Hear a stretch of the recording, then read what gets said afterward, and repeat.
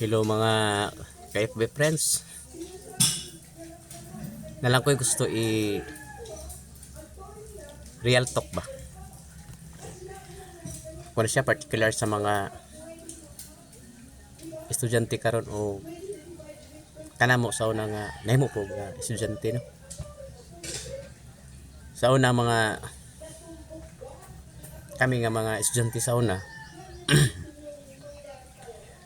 wala gid miya ng mga ginaingon nila magdalag floor wax tungod kay kulang ang grado, maghatag og mga requirements tungod kay wala kay grado ana subject. Wala la sa una mga FB friends no.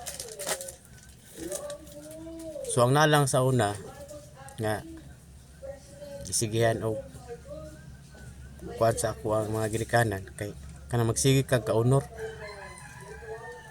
Kay kung sa inyong pamilya, mga bright mo, halimbawa, 5 mo kabuok managsuon o napulo mo kabuok managsuon,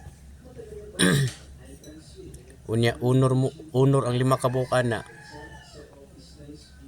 So impas gyud imong 5 kabuok manok ana kay mura may requirements pag magka-honor ka sa kabuok manok. Mutong na joke na lang hinuon nga ayo pag honor karong tuig anak kay wa patay manok. Unya ra ka mag-honor og mag ribon-ribon og mag-medal. Pag daghan na ni atong manok kay wa patay manok.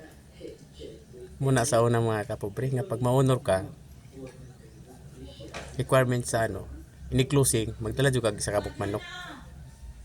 Pero dili ginaingon nga pag wala kay grado dal-an nimo floor wax, dal-an nimo dag usa pa diha nga imong dalon para lang mabutangan og grado ang imong isa ka subject.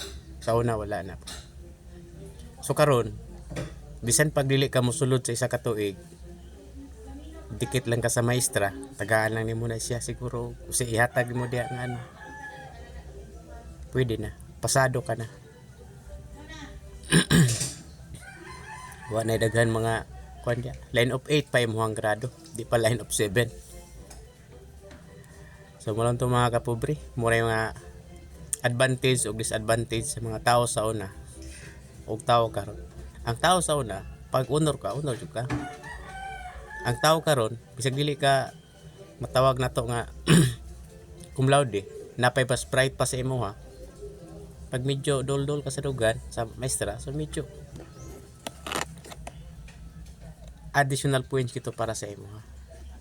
Pero dili po tanan mga kapobre no, nagiuban po mga teacher karon nga pag unsa imong nakuha, mo gid imong nakuha. Napay ba ni estudyante nga bright yun kayo gud hinoon. Bisan pag balik-balik taro ni mo na kuan, bright gid siya. Qualified gid siya nga mamahimong magna or summa cum laude.